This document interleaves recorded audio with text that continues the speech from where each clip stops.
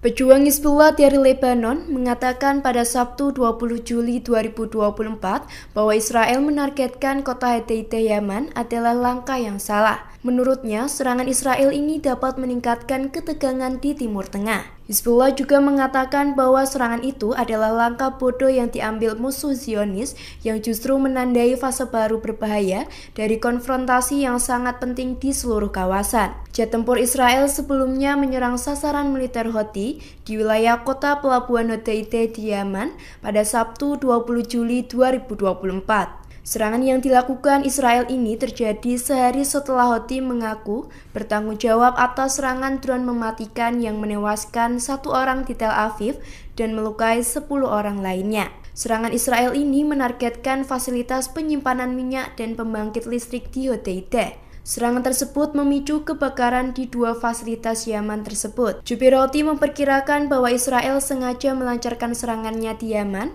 agar berhenti mendukung rakyat Gaza. Namun keinginan Israel itu mustahil untuk dikabulkan oleh Houthi.